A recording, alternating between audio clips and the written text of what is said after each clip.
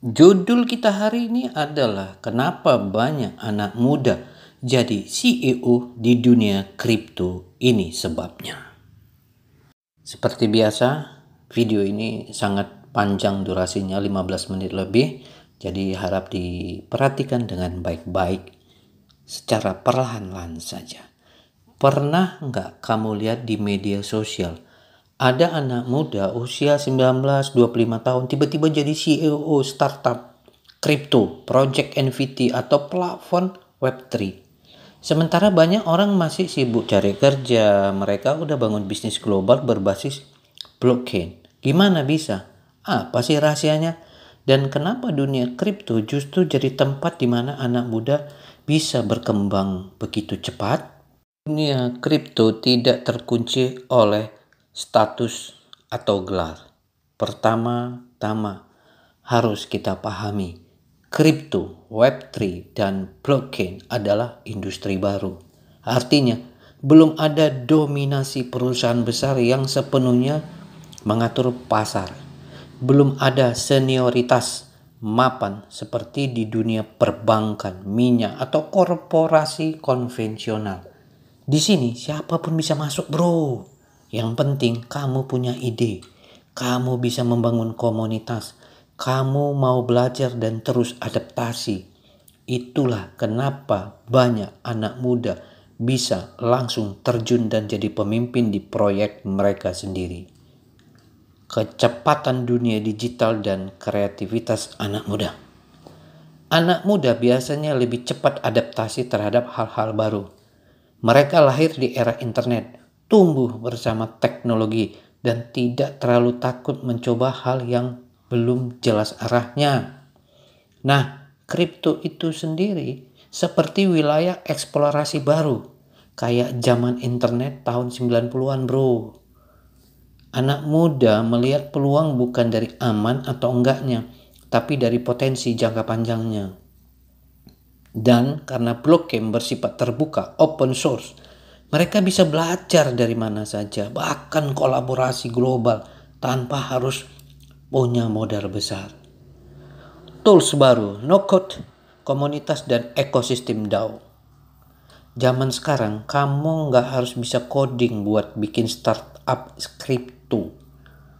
Ada banyak tools no-code, platform NFT, atau bahkan sistem DAO, Decentralized Autonomous Organization, yang bisa dikelola komunitas.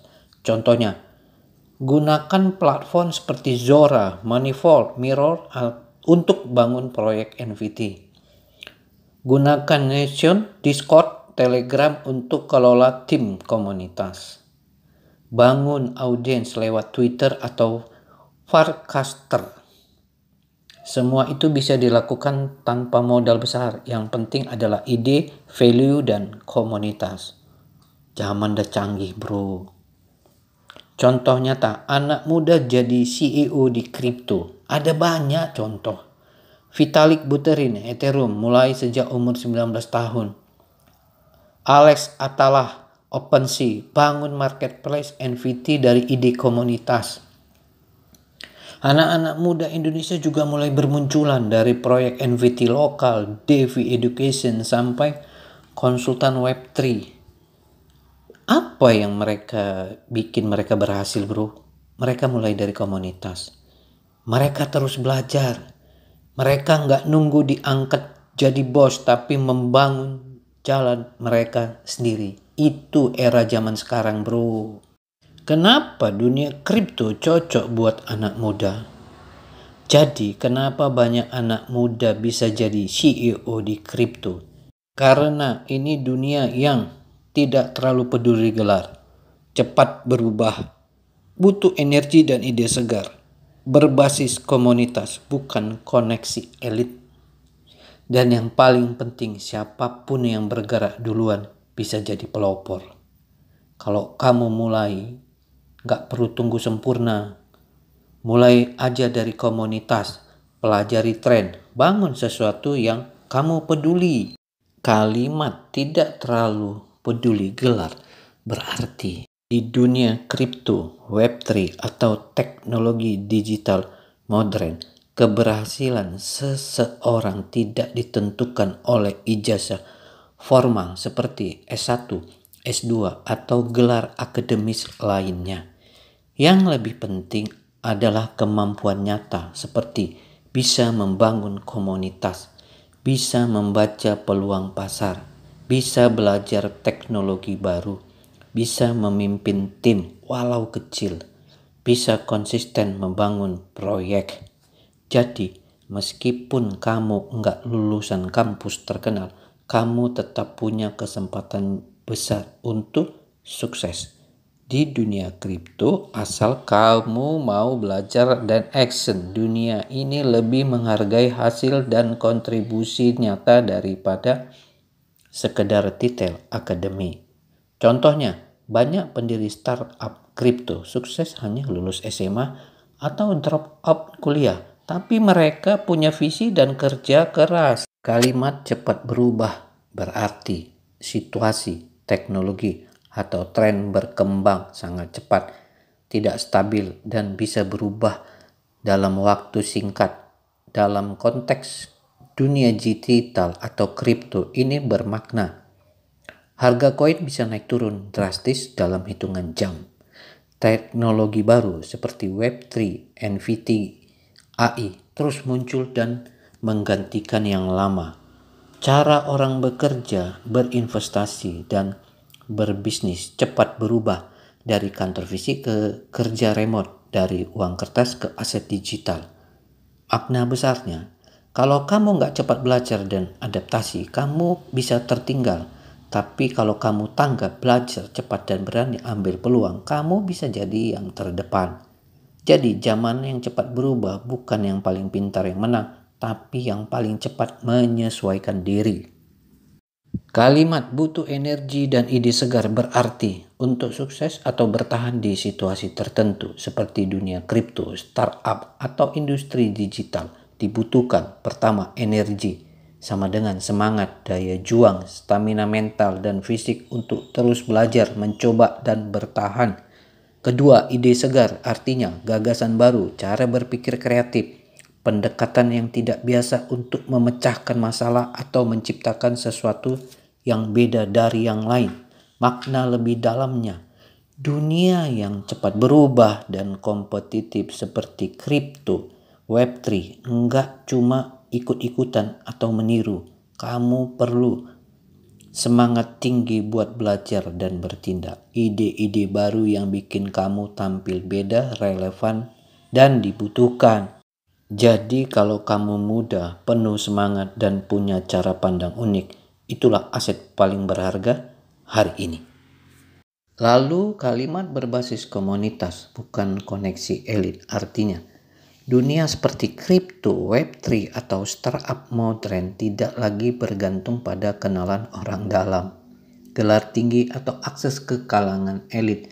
Sebaliknya, yang penting sekarang adalah komunitas, sekelompok orang dengan visi yang sama saling dukung, tumbuh bersama. Kolaborasi terbuka, siapapun bisa gabung, belajar, berkontribusi. Transparansi dan meritokrasi, yang dihargai adalah ide, kontribusi, dan komitmen, bukan latar belakang sosial. Makna lebih dalamnya, kalau dulu untuk sukses kamu harus punya orang dalam, sekarang kamu bisa bangun dari nol bersama komunitas. Selama kamu aktif terlibat, konsisten, berbagi nilai, siap belajar dan berkembang bareng. Contoh nyata, banyak proyek kripto atau NFT sukses bukan karena pendirinya anak konglomerat, tapi karena mereka membangun komunitas yang kuat dan percaya pada visi bersama. Intinya, pintu peluang sekarang terbuka lebar untuk siapa saja asal mau mulai, terlibat, dan bertumbuh bersama komunitas. Juga kalimat dan yang paling penting, siapapun yang bergerak duluan bisa jadi pelopor. Artinya, siapa yang mulai lebih awal punya potensi besar untuk jadi yang terdepan, bro. Dalam dunia seperti kripto, Web3, dan NFT yang masih sangat baru dan berkembang cepat, ada keuntungan besar bagi mereka yang lebih dulu terjun, belajar, dan membangun. Makna lebih dalam. Pelopor artinya orang yang lebih dulu memulai sesuatu sebelum banyak orang lain menyadari potensinya. Di dunia baru seperti ini, belum banyak pemain besar yang mendominasi, jadi peluang untuk tumbuh masih sangat terbuka. Bahkan dengan modal kecil atau pengalaman terbatas, kalau kamu konsisten dan belajar dari sekarang, kamu bisa jadi sosok penting ketika industri ini matang nanti. Contoh sederhana, dulu orang yang beli Bitcoin saat masih 1 juta rupiah, sekarang jadi inspirasi dan pelopor di komunitasnya. Orang yang mulai bikin komunitas NFT kecil hari ini bisa jadi tokoh penting 2-3 tahun ke depan. Intinya, jangan tunggu siap baru mulai, karena yang mulai duluan walau masih belajar bisa lebih cepat tumbuh dan jadi rujukan. Pelopor bukan selalu yang paling pintar, tapi yang paling berani mulai duluan. Di dunia kripto, Web3, dan ekonomi digital baru, waktu adalah aset utama. Bukan soal siapa yang paling jago, paling kaya, atau paling punya gelar, tapi siapa yang bergerak duluan, belajar lebih cepat, dan konsisten membangun. Jadi pelopor bukan berarti harus jadi ahli dulu, tapi berani mulai dari awal saat orang lain masih ragu dan terus tumbuh seiring waktu. Mulai dari yang kamu bisa dulu, bangun dari komunitas kecil, belajar dari kegagalan, dan percaya yang tekun di awal bisa jadi pemimpin di masa depan. Bukan soal jadi yang paling pintar, tapi jadi yang paling dulu bertindak. Karena di dunia yang serba cepat ini, yang mulai duluan punya peluang lebih besar untuk menang. Kalimat mulai dari yang kamu bisa, bangun dari komunitas kecil, belajar dari kegagalan, dan percaya yang tekun di awal bisa jadi pemimpin di masa depan, mempunyai makna bahwa untuk meraih sukses, kamu gak harus langsung jadi ahli atau punya sumber daya besar. Cukup mulai dengan hal kecil yang kamu kuasai sekarang. Misalnya belajar dasar, coba proyek kecil, atau bergabung dengan komunitas yang sejalan. Dari situ kamu akan belajar banyak, termasuk dari kegagalan yang pasti terjadi di perjalanan. Justru kegagalan itu yang mengajarkan kamu pengalaman berharga.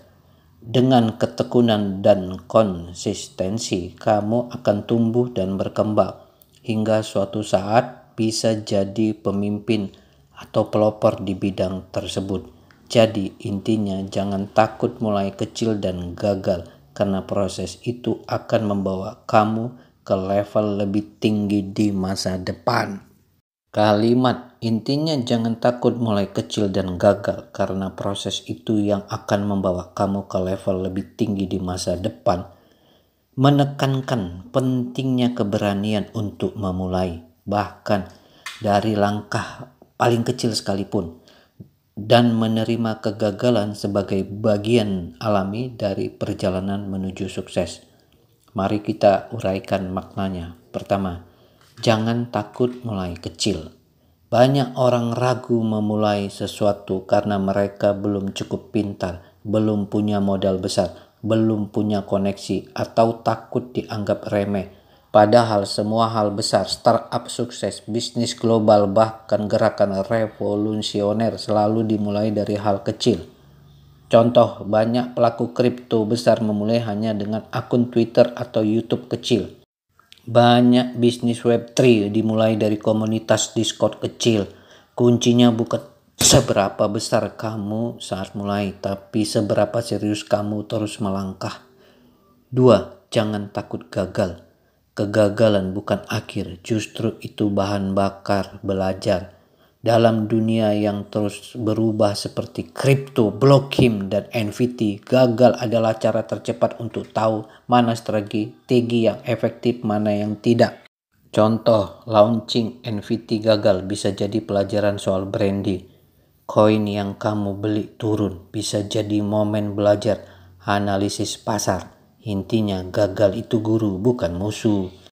3. Karena proses itu yang akan membawa kamu ke level lebih tinggi. Keberhasilan bukan datang tiba-tiba. Ia hasil dari proses panjang. Belajar, coba, gagal, evaluasi, coba lagi. Setiap langkah itu melatih mental, skill, dan pemahaman kamu. Dan tanpa sadar, proses itu membuat kamu naik level lebih sedikit demi sedikit. Hingga akhirnya kamu tidak hanya survive, tapi juga jadi role model buat orang lain. Kesimpulannya, mulailah dari apa yang kamu punya dengan semangat belajar. Karena kamu gak harus hebat dulu baru mulai, tapi kamu harus mulai dulu untuk jadi hebat. Ingat, banyak orang sukses di kripto, Web3 hari ini bukan karena mereka paling pintar, tapi karena mereka yang paling berani mulai duluan dan gak berhenti. Seperti biasa, kami tutup dengan sebuah pantun. Jalan pelan di pagi hari, langkah kecil menuju mimpi besar. Tak perlu takut untuk mulai dari diri. Yang konsisten pasti akan jadi pintar. Ke pasar beli kelapa muda, dibagi 2 untuk sahabat. Anak muda jangan cuma bermimpi saja. Bergerak di kripto, peluangmu kuat. Ahoy, sampai ketemu di episode berikutnya.